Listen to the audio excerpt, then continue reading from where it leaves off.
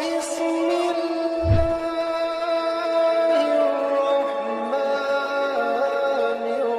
الرحيم.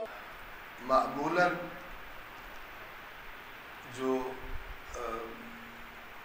خطباء ہوتے ہیں، آپ سے ایڈوانس میں معذرت کرنے لگا ہوں، معمولاً جو ماحول ہوتا ہے مجالس میں، تو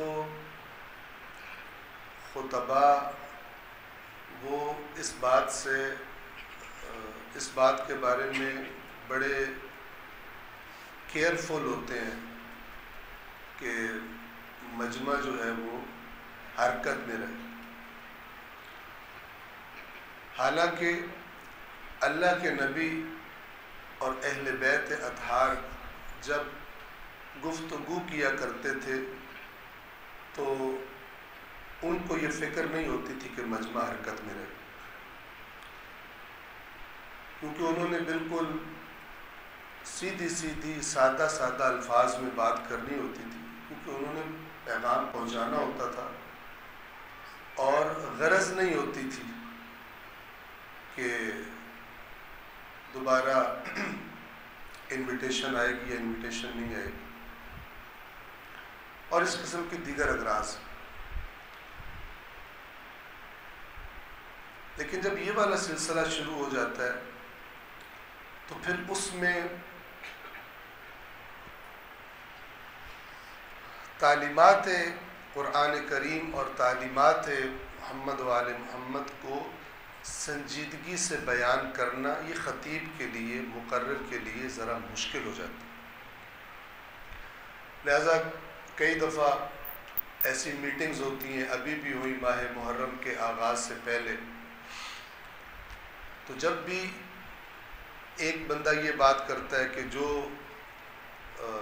حق ہے وہ بیان کیا جائے، سیدھی بات بیان کی جائے، تو فوراً ہی دوسرا کہتا ہے کہ جی لوگ نہیں سنتے،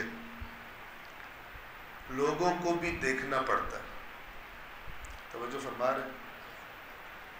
اللہ تبارک و تعالی ہماری قوم کو ایسا بنا دے کہ خطیب کو یہ نہ دیکھنا پڑے کہ یہ ان کو میں کیا کروں تو میری بات سنیں، اور اللہ ہم لوگوں کو ایسا بنا دے کہ اہل بیت اطہار کا جو ہمارے لیے پیغام ہے، جو ہمارے لیے انہوں نے میراث چھوڑی ہے، اس کو جاننے کے لیے ہمارے دل تڑپے. توجہ فرما رہے ہیں؟ ہمارے دل تڑپے. فرض کریں کسی کمپنی نے سال میں کوئی ایک ٹائم رکھا ہو جس میں وہ اپنے ملازموں کو بونس دیتے ہوں، ڈبل تنخواہ دیتے ہوں، ترقی اسی مہینے میں اناؤنس ہوتی ہو، تو سارا سال انتظار رہتا ہے کہ نہیں ان ملازموں کو کہ وہ والا ٹائم کب آئے گا، تنخواہ بھی ڈبل ملے گی اور ترقی بھی ملے گی، اوور آل تنخواہ بڑھ جائے گی. اس طرح ہمارے قلوب میں انتظار ہونا چاہیے.